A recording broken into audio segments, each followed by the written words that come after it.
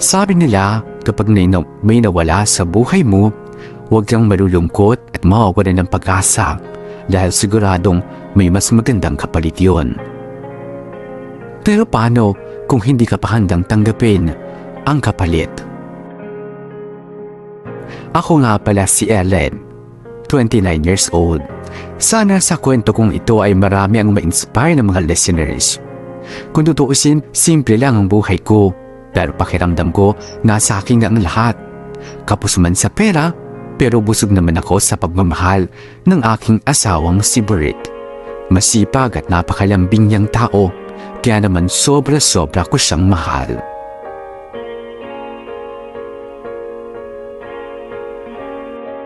Oh, mahal. Nandyan ka na pala. Kumain ka na ba? Hindi pa nga medyo gutom na nga ako Hindi kasi ako nakakain ng tanghalian. Ikaw naman kasi, ang hilig-hilig mong magpalipas ng gutom. Masama yung ginagawa mo, lalo na't nagmamaneho ka ng taxi. Minsan kasi hindi ko na napapansin yung oras na. Tapos ayun, nararamdaman ko na lang na gutom pala ako. Ito talagang asawa ko. Masyadong nagpapagod sa trabaho. Mahal, alagaan mo naman yung sarili mo. Hindi habang buhay malakas ka.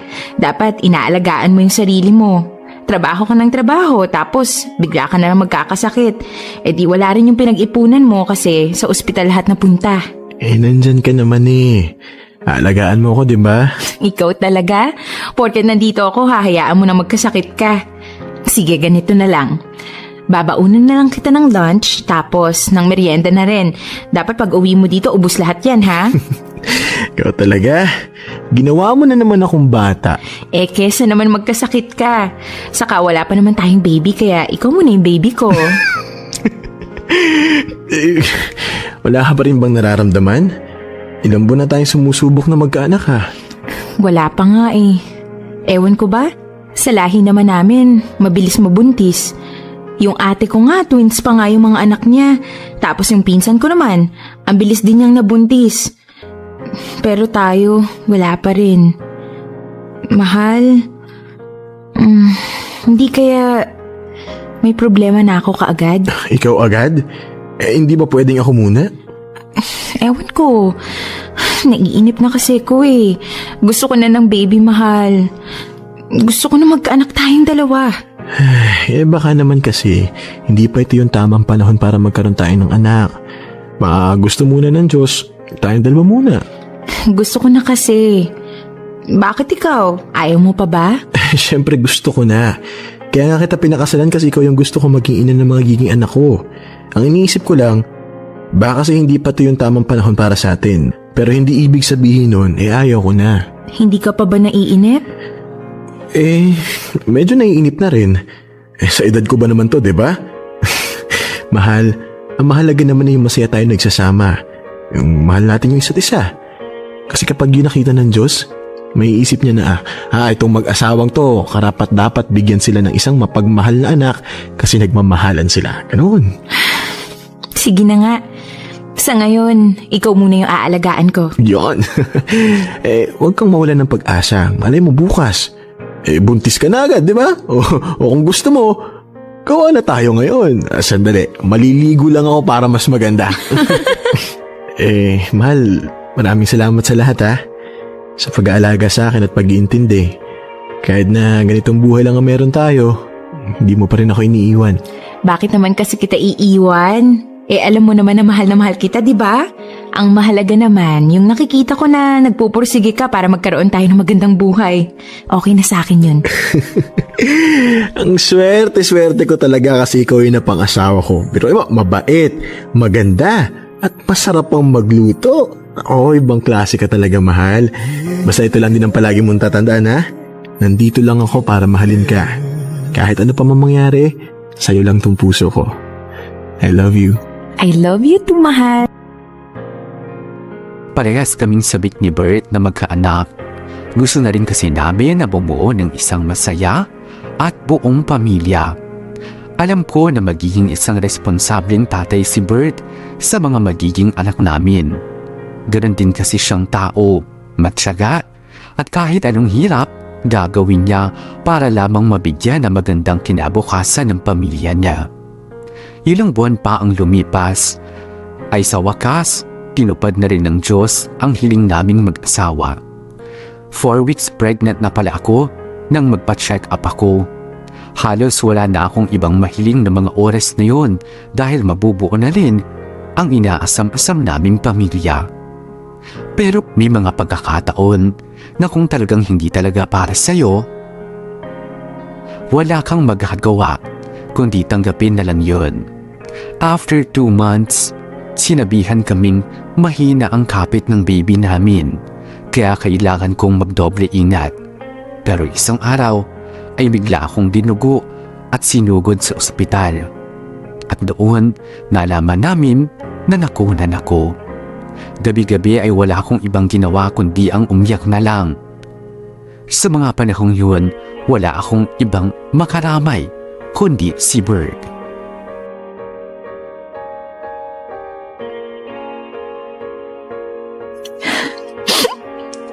Mahal, kanina ka pa umiiyak. Magpahinga ka muna. Bitawan mo na yung mga damit ng anak natin. Hindi lang kasi ako makapaniwala na kukunin siya agad sa atin. Hindi ko man lang nakita yung ngiti niya, yung tawa niya. Hindi ko man lang naparamdam sa kanya kung gaano ko siya kamahal. Mahal, tama na. Bert, bakit ganun? Alam ng Diyos kung gaano natin kagusto magkaroon ng anak. Ako, alam niya na matagal ko nang pinapangarap na maging isang ina.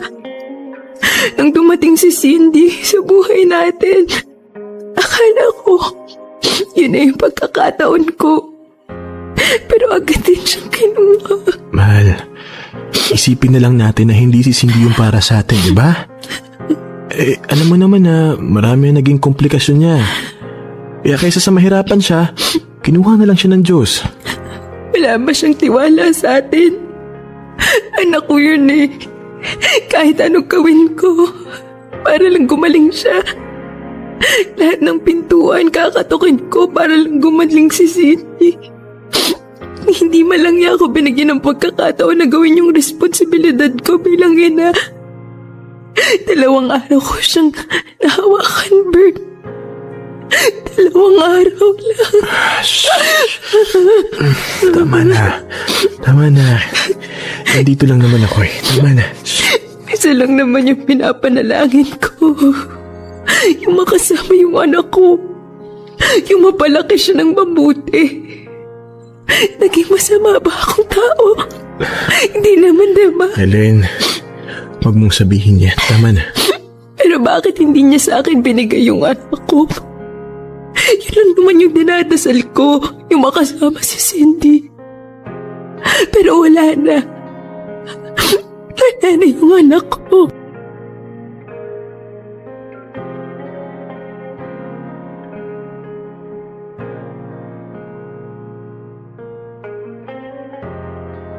Good morning, mahal. Nagluto ka na? Oh, gusto ko kasi ako muna magsisilbi sa'yo ngayon. Eh di ba may trabaho ka ngayon? Hindi muna ako magpapasada ngayon. Alam ko na mas kailangan mo ako dito sa bahay. Kain ka na. Ay, dinala ko na dito sa higaan mo. Salamat. Ikaw talaga nagluto nito? Ikaw talaga mahal. Sabi ko naman sa'yo eh, magaling din ako magbrito ng itlog. O ano namang nangyari dyan? Ito, wala to. Natalsikan kasi ako ng mantiga kanina habang nagpiprito. Ikaw talaga. Yan tuloy nasaktan ka. No, huwag kang mag-alala. Malayo to sa bituka. At ikaw, kumain ka na. Ano bang gusto mo? Subuhan kita? Hindi na. Kaya ko na to. Salamat, mahal ha. Saan naman? Sa pag-aasikaso mo sa akin. Ako nga dapat yung gumagawa nun sa'yo eh. Masyado ka ng maraming ginawa para sa akin. Tsaka alam ko naman na hindi ka pa okay ngayon dahil sa mga nangyari. Naalala ko naman yung anak natin. Kung lumaki lang sana siya, di sana ang ganda-ganda niya at ang bait. Nakakatuwa nga eh. Iyak siya ng iyak noon. Tapos nung kinarga ko siya, tumigil siya sa pag-iyak. Lalo na nung hinaplos ko yung ulo niya. Naging peaceful yung reaksyon niya. Siguro nga, Naramdaman niya na mahal natin siya. Kaya wala dapat siyang ikatakot. Mahal, nagiging malungkot ka na naman. Eh di ba dapat mas maging kampante tayo ngayon dahil alam natin na kasama na siya ng Diyos? Na kapag nasa langit na siya, wala na siyang mararanasan na sakit at hirap. Hindi katulad dito sa mundo. Kaya huwag ka nang malungkot. Hindi ko lang kasi maiwasan eh. Ang hirap pa rin tanggapin hanggang ngayon. Ang pakiramdam ko tuloy, mag-isa lang ako. Ayan na. Nararamdaman mo ba na hindi ka nag-iisa? Na nandito pa rin ako? Sorry, mahal ha. Wala yun. Naiintindihan ko nararamdaman mo. Ang palagi mo lang tatandaan kahit anong mangyari, hindi ka mag-iisa. Pangako ko sa iyo yan. Nandito lang ako at mamahalin ka habang buhay.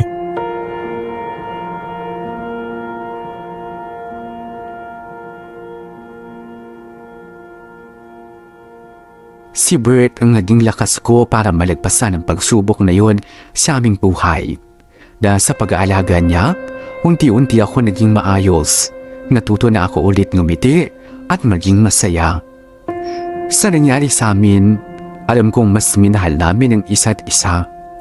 Inisip ko nga na siguro binigay yun ng Diyos sa amin para mas pagtibayin pa ang pagsasama namin at para ihanda kami sa mas mabigat pang pagsubok. Ay, sa wakas, natapos din ako maglinis. Ano to? I love you, mahal. Ikaw ang pinakamaganda at mapagmahal na asawa sa buong mundo. Maraming salamat sa lahat, Bert. Ito talagang asawa ko, kung ano-ano pang alam. Ay, hindi ko pa pala napunasan tong picture frame. Naku, nabasag yung frame ah. Ano ba naman to? Ano nga palang nangyari dun? Matawagan na nga.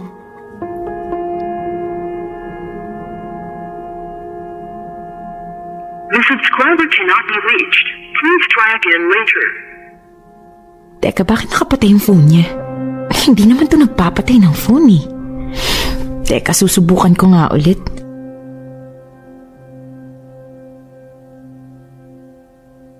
The subscriber cannot be reached. Please try again later. The subscriber cannot be reached. Please try again later. Ano ba naman to? Parang kinakabahan na ako eh. Hello, Kuya Adrian? Napatawag ka? Helen, si Bert. Oh, teka, anong nangyari kay Bert? Bakit ka ba umiiyak? Pumunta ka na lang dito sa ospital. Bilisan mo. Sige, pupunta na ako.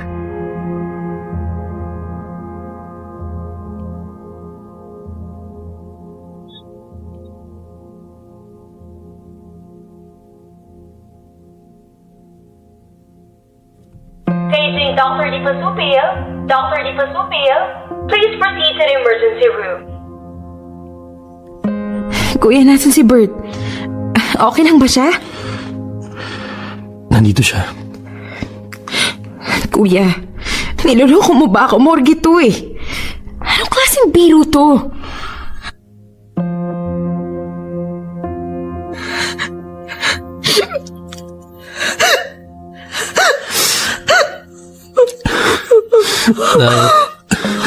Na-aksidente siya kanina madaling araw. Nakakalalkad ng truck. Nakainom kasi yung driver kaya hindi napansin yung taxi na pinapasada ni Bert. Dead on arrival na siya eh. Hindi na nagawang sagipin pa. Bert! It is covered! Mahal niyo siya, Bert! Wala na tayong magagawa.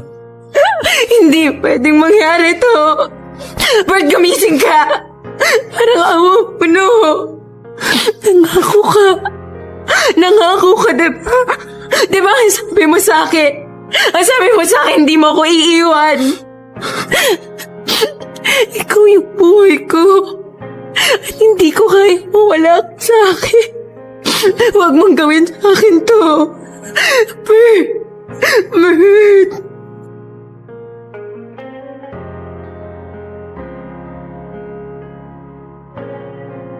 Ellen, kumain ka muna. Kanina ka pa nakatayo dyan eh. Okay lang ako, kuya. Hindi pa ako nagugutom. Hindi matutuwa si Bert kung patuloy mong paabayaan ang sarili mo. Kumain ka na, kahit konti lang. Kailangan mo ng lakas. Okay lang talaga ako, kuya. Kakain na lang ako mamaya kapag naramdaman ko na yung gutom. Sige, ikaw ang bahala. Kuya, magpapaalam sana ako sa'yo. Bakit? Gusto ko sanang umuwi sa Valenzuela. Bakit ka naman uuwi? Nahihiya kasi ako sa inyo eh. Ngayon wala na si Bert. Parang wala rin namang saysay kung doon pa ako titira sa inyo. Ellen, alam mo na simula pa lang, pamilya na rin ang turing namin sa'yo. Kasi kuya, mahihirapan lang akong gumising araw-araw kapag doon pa ako tumira. Maaalala ko lang si Bert. Gusto ko din kasi mag-umpisa ng bagong buhay eh. Ayaw kong umasa na lang sa inyo. Sigurado ka na ba dun sa desisyon mo? Oo, kuya. Nakapagsabi na rin ako sa mga magulang ko na uuwi ako sa kanila. Sige, ikaw ang bahala. Basta kung gusto mong bumalik, nandito lang kami. Palagi kang welcome sa pamilya namin. Maraming salamat sa lahat ng kabaitan na pinapakita niyo sa akin. Salamat din sa iyo dahil nagawa mong pasayahin ang kapatid ko. Alam ko naman na kahit nasa langit na siya ngayon, kasama ang anak ninyo, patuloy ka pa rin niyang mamahalin. Mahal na mahal ko din siya, kuya. Bakit ganito ang buhay? Nawala na nga sa akin ang anak ko. Pati ba naman si Bert, kinuha din sa akin. Paano ko'y pagpapatuloy ang buhay ko kung nawala na sa akin ang nag-iisang rason ko para mabuhay? Sobrang hirap. Walang araw na hindi ako umiiyak dahil sa pagkawala ni Bert. Nangarap lang naman ako ng isang masayang pamilya. Bakit kailangan niyang pawiin ang lahat sa akin? Tuwing gabi ay nagdadasal ako sa Diyos na sana alisin na niya ang lahat ng sakit at lungkot sa puso ko. Parang hindi ko na kasi kaya. Tuwing magigising ako, wala na akong ibang ginawa kundi ang umiyak dahil miss na miss ko na ang asawa ko. Hanggang sa na-realize ko na lang na hindi ko pwedeng lulurin ang sarili ko sa lungkot. Kailangang ituloy ko ang buhay ko para na rin kay Bert. Nang umuwi ako sa amin, tagad ako naghanap ng trabaho. At nang nakuha ko bilang isang data encoder, ay doon ko binigay ang lahat ng oras ko. Lumipas ang mahigit 1 taon, naging okay na ako. Namimiss ko pa rin si Bert, pero hindi na yung tipong gusto kong maglulupasay sa lungkot. Sa pagtatrabaho ko sa kumpanyang yun, may taong naging malapit sa akin.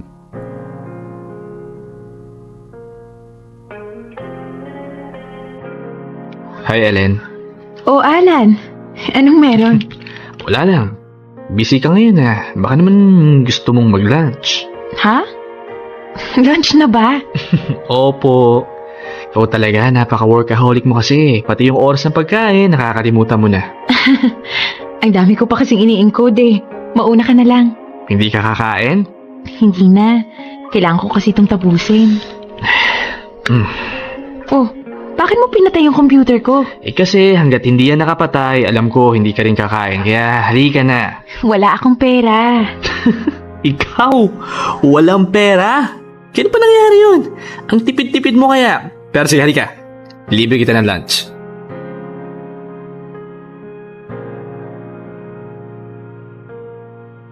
Uy, Alan, sigurado ka pa dito? Ang dami nito, oh. Hindi natin ito mauubos. Mauubos natin yan. Maniwala sa akin. Ikaw talaga. Nagda-diet nga ako tapos papakainin mo ako ng marami. Anong diet ka dyan? Eh halos wala na nga akong makitang laman dyan sa braso mo. Para kang may sakit sa payat oh. Grabe ka naman. Kahit kaunti may laman pa naman ako, no? Alam mo, mas bagay sa'yo yung medyo may laman. Kaya ito. Kumain ka na kumain, ha? Oh, ba't natahimik ka? Naalala ko kasi yung asawa ko eh. Ganyan na ganyan ako sa kanya.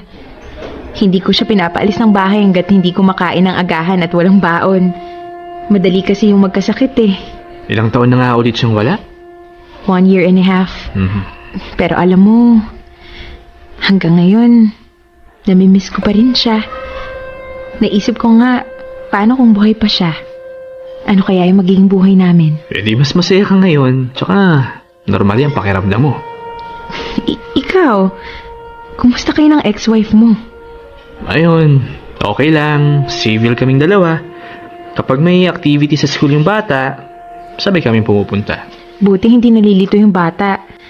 Hindi nagtatanong kung bakit hindi kayo magkasama sa iisang bahay. Matalino yung anak kong yun. Madaling makaintindi. Simula nung in-explain namin ng mabuti sa kanya, naintindihan niya. Ang mahalaga naman, hindi kami nagkukulang sa kanya bilang mga magulang. Buti ka pa, naranasan mong magkaroon ng buong pamilya. Samantalang ako, namatayan ng anak tapos pagkalipas ng 4 na buwan, namatayan din ng asawa. Ewan ko ba? Ang malas ko yata. Oy, huwag mong sasabihin yan, Ellen, ha? Wala kang kasalanan sa lahat na nangyari sa'yo. Isipin mo na lang na kaya binigay sa'yo ng Diyos yung mga ganyang klaseng pagsubok kasi alam niya na kaya mong lagpasan. Sa tingin mo? Oo naman. Tignan mo nga yung sarili mo. Okay ka na, di ba? Hindi ka naman sumubok magpakamatay. Hindi ko talaga gagawin yon, no? Malaki naman yung takot ko sa Diyos. Naisip ko rin naman na ano bang sense kung gagawin ko yung mga bagay na ganon, di ba? Sabi nga ni Bert, lahat ng problema may solusyon. May katapusan. Minsan lang talaga, naging bulag tayo sa mga pwede nating magawa para malagpasan yung lahat ng pagsubok. Oh, see? Nagiging positive thinker ka na. Sabayan mo pa ng pagkain ng marami, sigurado magiging okay ka na. Loko-loko ka talaga, no? O, basta, libre mo to, ha? Oo naman, kailan mo kita pinagbayad? Sa bagay, tara na nga, kumain na nga tayo. Basta Ellen, palagi mong tatandaan na darating din yung panahon na magiging masaya ka ulit. May mga taong nagmamahal sa'yo at kung sakaling dumating man siya, huwag mong isarado yung puso mo magmahal, ha? Mabait na tao si Alan. Sa katunayan nga ay mas komportable ako sa kanya kaysa sa iba pang kasamahan namin. Gentleman at maaasahan siyang kaibigan, kaya mas naging malapit kaming dalawa. Aaminin kong crush ko si Alan dahil bukod sa pagiging gwapo, ay boyfriend material din siya. Bakit mo ako dinala dito? Para mag-relax ka. Puro kasi computer yung nasa harapan mo eh. Wala naman kasi akong choice. Ang gusto ko lang, magtrabaho na magtrabaho. Eh kung subukan mo kayang magpahinga, alam mo, masaya din yun. Sa bagay, nakakamiss din palang gawin to. Salamat, ha? Alam mo kung nakakayaman yung salamat mo, matagal na akong milyonaryo. Ako ba? Wala yun, no? Gusto ko naman minsan na sumaya ka, relax lang. Yung tipong walang ibang iniisip. Ay, nako. Oh, bakit? Ano nangyari? Kasi tong pinsan ko eh. Kung kani-kanino ako nirereto. Nakikipag-blind date ka? Uy, hindi ah. Hindi nga ako naniniwala dun eh. Baka mamaya, rapist pala yung kadate ko. Mapahamak pa ako, diba? Mas gugustuhin ko pang yung palagi ko na lang kasama kaysa hindi ko talaga kilala. Teka, may nahanap ka naman ba? Hindi ko alam. Wala pa kasi sa isip ko eh. Bakit? Dahil kay Bert? Oo. Ayoko kasing wag to pa rin yung pangako ko sa kanya na siya lang talaga yung mamahalin ko. Ellen, matagal nang wala si Bert. Siguro naman oras na para hayaan mo naman yung sarili mo na maging masaya, di ba? Oo nga, nandun na ako. Pero wala pa rin naman kasing dumarating eh. Saka na kapag may nagkagusto na sa akin. Meron na. Hindi mo lang pinapansin. Huwag mong sabihin ikaw. Ako nga. Anong ikaw? Ellen, mahal na kita. Ano? Teka, pero teka, paano nga? Hindi ko rin alam. Basta isang araw, simula nung una pa lang tayong nakita, nahulog na yung puso ko sa'yo. Ilang beses kong iniwasan yung nararamdaman ko pero wala eh. Hindi ko kaya. At nung nakita kitang malungkot tas umiiyak, mas lalo kong naramdaman na mahal kita. Na gusto ko, ako sana yung lalaki magpapasaya sa'yo. Yung tipong magpupunas ng luha mo. Pero Alan, Alam ko. Iniisip mo si Bert. Ellen, ito yung pagkakataon na matagal ko nang sinasabi sa'yo. Na kapag may dumating na taong magmamahal sa'yo, huwag kang matakot na magmahal muli. Ellen, buksan mo yung puso mo. Buksan mo sa pangalawang pagkakataon. bakit Alan? Sigurado ka na ba dyan sa nararamdaman mo para sa akin? O baka tulad ko, nangungulila ka rin. Naghahanap ng pagmamahal sa iba. Kasi kung ganun lang din naman, hindi ko kayang tanggapin yung pagmamahal mo. Ayoko nang maranasan yung maiwang mag-isa. Ellen, sigurado ako. Mahal na kita. Simula nang dumating ka, nagbago na yung buhay ko. Ikaw ang nagbigay sa akin ng rason para sumaya. Ikaw ang naging daan ko para muli kong maalala na magmahal muli. Na huwag ikulong ang sarili sa nakaraan. Ikaw ang babaeng gusto kong mahalin. At matagal ko nang hinihintay.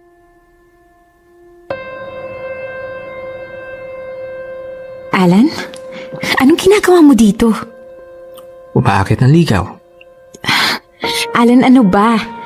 Kailan mo ba ako titigilan? Hanggang sa tanggapin mo na rin sa sarili mo na kaya mo na akong mahalin. Hindi nga kasi pwede. Hindi ba talaga pwede o sinasabi mo lang sa sarili mo yan?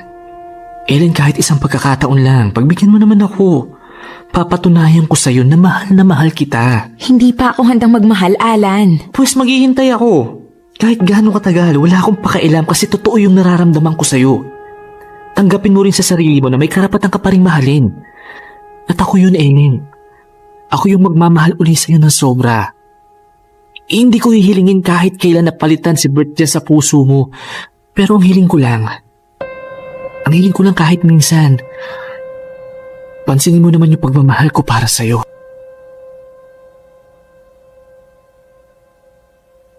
Nalito ako ng mga oras na yun. Ano ba ang dapat kong sundin?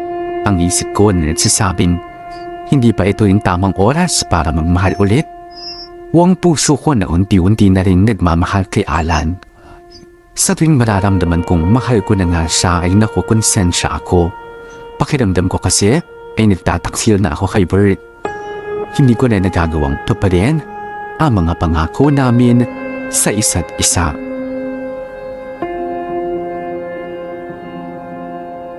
Mahal, 2 taon na simula nung mawala ka sa akin.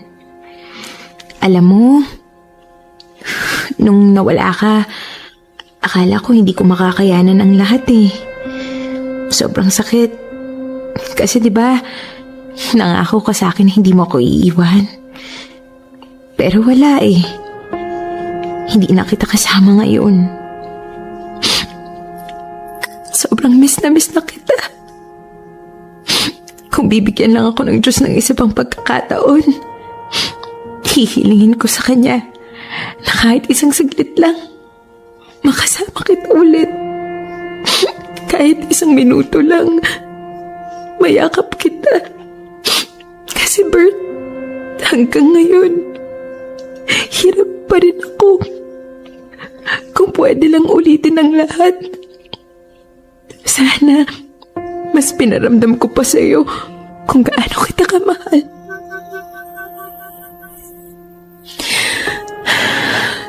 Pero mahal, may bagong dumating sa buhay ko. Si Alan. Tulad mo, mabait din siya at nararamdaman kong mahal niya ako. Sa ngayon, hindi ko alam kung paano ko siya mamahalin kasi parang hindi pa kita kayang palayain. Hindi pa ako handang magmahal ng iba. Bert, tulungan mo naman ako. Gusto ko nang maging masaya. Pagod na ako maging malungkot at umiyak. Gusto ko na ulit kumiti. Magkaroon ng rason para gumising sa araw-araw. Pero natatakot din ako masaktan at maiwan ulit ng mag-isa. Please, tulungan mo ako.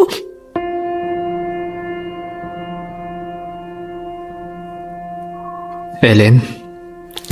Pumasok ka muna. Sa loob na tayo mag-usap. Sige.